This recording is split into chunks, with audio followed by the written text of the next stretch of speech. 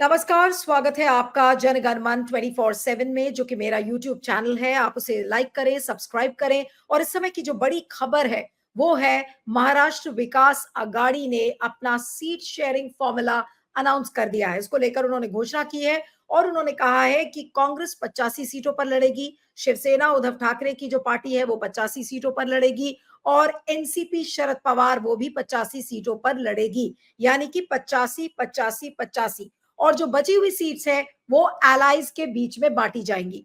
और इस बीच अभी उसको लेकर भी फाइनल हो रहा है, लेकिन उद्धव ठाकरे की पार्टी ने अपनी पहली लिस्ट जारी कर दी है।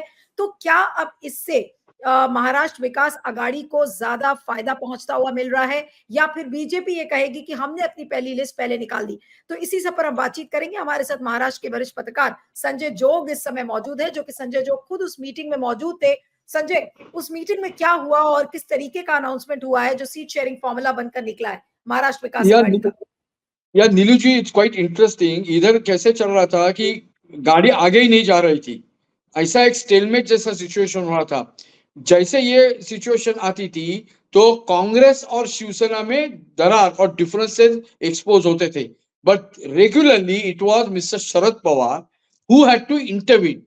तो आज एक ऐसी स्थिति आई थी, कल उन्होंने बताया था कि ऑलमोस्ट हम अंडरस्टैंडिंग रीच कर चुके हैं, आज फाइनल प्रेस कॉन्फ्रेंस होगा।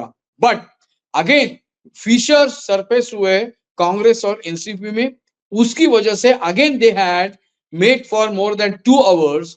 और उसमें एक बताया गया कि अभी भी कांग्रेस और एनसीपी में जो एक अंडरस्टैंडिंग आना जो चाहिए था वो तो अभी तक आया नहीं। उसकी एक भी वजह बताई कि आज पूरे कांग्रेस के जो हाई कमांड थे वो वायनाड में थे, उसकी वजह से they were unable to get their consent. But in the meanwhile, ये 3 parties with the allies they held a discussion। आज 3 पार्टी ने करीबन 5:30 से लेके 7 बजे तक ये डिस्कशन कंटिन्यू किया और बाद में आके संजय राउत, नाना पटोले और जयंत पाटिल ने बताया कि मोटे मोटे तौर पे 85 सीट पे 85 सीट ईच करके हमने एक यूनानिमिटी दिखाई है।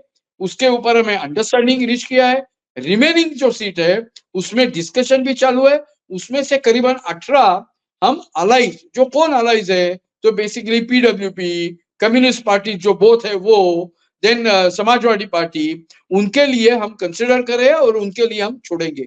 तो मोटे मोटे तौर पे आज एक एक कि जो एक अनसर्टेनिटी चल रही थी वो अनसर्टेनिटी रिमूव करने का कोशिश महाविकास आघाड़ी किया है। पर मैं इसमें ज्यादा ध्यान नहीं दूंगा, ये तो होना ही था।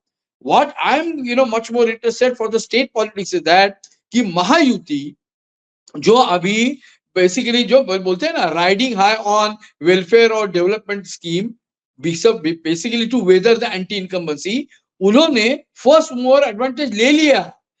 संडे को बीजेपी ने 99 सीट्स अनाउंस किए फर्स्ट लिस्ट में। आज और कल रात में शिवसेना जो एकनाथ शिंदे जी लीड करते हैं उन्होंने करीबन 45 सीट डिक्लेयर किए। और आज सुबह राष्ट्रवादी अजित पवार फैक्शन ने 38 सीटों पे अपना कैंडिडेट डिक्लेयर किए। तो करीबन ये महायुति ने 182 सीट्स ऑलरेडी डिक्लेयर किए। अभी आज अब जो बात ये कर रहे हैं, बेसिकली डिबेट जो चल रहा है, आज ही रात को अमित शाह जी के रेसिडेंस में ये तीनों पार्टी के जो दिग्गज नेता है उधर ऑलरेडी दिल्ली पहुंचे हैं and they are going to discuss and arrive at a consensus for the remaining 106 seats. तो महाविकास आघाड़ी जो बेसिकली आफ्टर जो उनका जो परफॉर्मेंस था लोकसभा इलेक्शन के बाद में, एक सिचुएशन ऐसी थी कि बस असेंबली इलेक्शन में जाना और अपना जो इलेक्शन की जो विक्ट्री है उसका रीइटरेट करके बस सत्ता ग्रहण करना। ये जो एक चित्र था वो पूरा अभी तक पूरा नहीं हो पा रहा है बिकॉज ऑफ इंटरनल डिफरेंसेस। और मेरे को वही लगता है, जब तक Congress and Shivsena will not arrive at an understanding, only Sharad Pawar can not be just a pacifier। नहीं, तो जो भी ईजिंग ऑफ टेंशन जो हुआ है, जो टेंशन चल रही थी महाराष्ट्र विकास अघाड़ी के अंदर कांग्रेस और शिवसेना के बीच में, उद्धव ठाकरे के कैंप के बीच में, तो क्या उन टेंशन्स को डिस्पेल करने का जो पूरा क्रेडिट है, क्या वो शरद पवार की को जाएगा? क्योंकि आपने कहा कि जब भी ऐसी कोई फ्रिक्शन आती थी तो शरद पवार इंटरवीन करते थे और चीजों को ईज आउट करते थे। तो जो भी इस समय जो सीट शेयरिंग फॉर्मूला अनाउंस हुआ है, क्या उसके असली रचयिता शरद पवार हैं? ये 85 नीलू जी आपने 85 बात नीलू जी बात आपने सही की, बिकॉज संजय राउत हो या नाना पटोले हो, दोनों ने वो प्रेस कॉन्फ्रेंस में यही दोहराया कि शरद पवार जी ने हमें बताया है कि हम अभी 85 सीट्स के फॉर्मूला पे आए हैं, तो ये जाके आप बताइए। तो what it means, it is mister Sharad Pawar whose intervention has helped basically to remove some kind of a tension। ये तो क्लियर हो गया। अभी बाकी जो बचा हुआ है, तो उसमें बोथ कांग्रेस और शिवसेना ने अभी मच मोर फ्लेक्सिबल जो एक जो उनका जो बर्ताव होना चाहिए वो होना चाहिए, तभी ये महाविकास आघाड़ी का final seat adjustment is expected in next 2 days। नहीं, लेकिन आपने कहा कि ये फर्स्ट मूवर्स एडवांटेज बीजेपी को मिलेगा, लेकिन ये कैसे बीजेपी को मिलेगा जब पूरा सेंटिमेंट और वो बीजेपी के खिलाफ है, और शिंदे का भी जनता बहुत साथ देती हुई नजर नहीं आ रही है, क्योंकि सबको लग रहा है कि उद्धव ठाकरे की पीठ में छुरा भोंकने का काम किया शिंदे ने। तो पब्लिक सेंटिमेंट का जहां तक सवाल है, क्या वो वाकई में सीट शेयरिंग अनाउंस कर देने से या लिस्ट पहले निकाल देने से कितना एडवांटेज मिल जाएगा, जब पूरी हवा बीजेपी के खिलाफ है? तो एग्जैक्टली मैं आपसे पूरा सहमत हूं, हवा उनके खिलाफ है, एंटी इनकम्बेंसी है, बट उनके साथ पूरी यंत्रणा है, उनके साथ पूरा स्टेट गवर्नमेंट का मशीनरी है, उनके पास पूरा रिसोर्सेस है, एंड उनके पास अभी भी केडर जो है वो पूरा लगा हुआ है। Even RSS is very active. अगर ये देखा जाए तो महाविकास आघाड़ी के पास क्या है?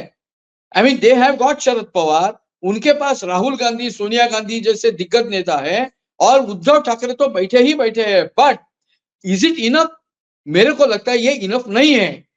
ये अगर इवन दो महायुति के आई मीन खिलाफ में जनमत होते हुए भी हरियाणा का जो एग्जांपल जो बार बार दे रहे हैं वो वही अप्लाई कर रहे हैं। मराठा ओबीसी का जो वाद है उसमें BJP is trying to again क्या कर रही है वो, कि जो डिसग्रंटल एलिमेंट है बोथ कम्युनिटीज को, उनको कैसे पैसिफाई किया जाए।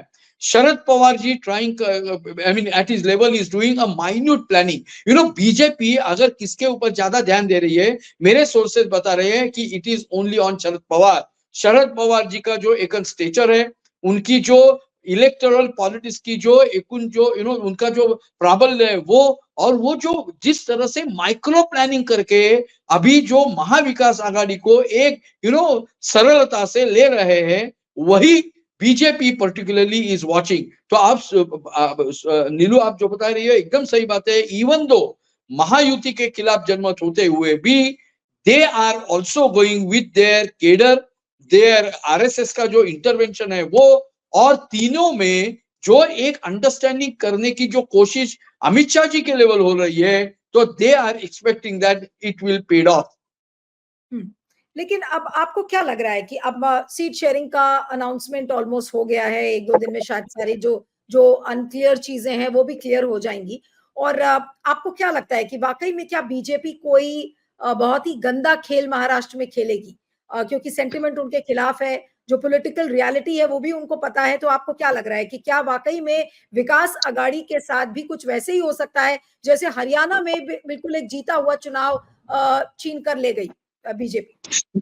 नीलू जी मैं बीजेपी को आइसोलेट करूंगा नहीं, मैं महायुति करके जो मेरे जो सोर्सेस है तीनों पार्टीज में वो बता रहे हैं, आज वो एक जो संभावना मैं बता रहा हूं। जितना ये दरार, इवन दो ये Maha Vikas Aghadi unity of show करने की कोशिश करेंगे, वो महायुति को लग रहा है कि ये जो दरार है वो हम इनकैश करेंगे।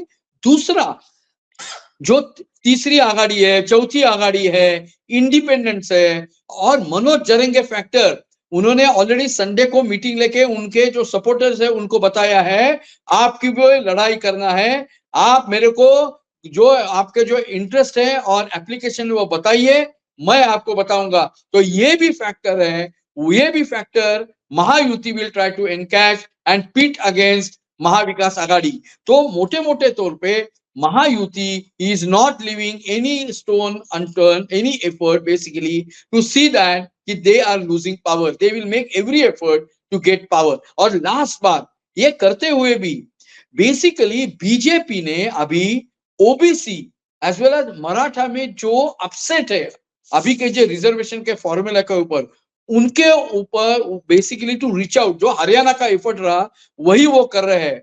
Mahavikas Aghadi last time could win more seats because of that disgruntlement against that Maratha, the reservation, Manoj Jarange का प्रोटेस्ट, उनके ऊपर जो लाठीचार्ज हुआ था, ये सब factor, and apart from that the change in the constitution and the scrapping of, अभी महाविकास आघाड़ी को उसको आगे जाके एक नया नैरेटिव रचना होगा, वो अभी तक Maha Vikas Aghadi is unable to do it, and that's coming quite advantages for Mahayuti. यानी कि जो भी इस समय खेल हो रहा है, महायुति जो भी खेल खेल रही है, लेकिन क्योंकि महाराष्ट्र विकास आघाड़ी के पास शरद पवार जैसा व्यक्ति है, इसलिए आपको लगता है कि वो कोई भी बीजेपी का मूव होगा उसको काउंटर कर लेंगे शरद पवार। माय सोर्सेस, वही तो बोल रहा हूँ नीलू जी बार बार, जो मेरे sources not just in Mumbai, जो दिल्ली से लेके जो डिफरेंट डिफरेंट डिस्ट्रिक्ट्स में है, वो वही लग रहे हैं कि एक शरद पवार हमारे लिए क्या कर सकता है वो अभी हम बता नहीं सकते, जब तक ये जो कैंपेन है वो गैदर मोमेंटम करता नहीं है। एंड उनको लगता है ये सब होगा वो दिवाली के बाद में होगा, बिकॉज ऑल पार्टीज के लिए खाली 16 दिन बचे हैं, उसमें पूरे ये 9.73 और 63 करोड़ वोटर्स को कन्विंस करना है, और उधर वही देकर ध्यान दे रहे हैं शरद पवार जी क्या क्या पत्ते निकालते हैं और क्या खेल रचते हैं। जी, चलिए, आपका बहुत बहुत शुक्रिया Sanjay, thank you so much for joining. Thank you.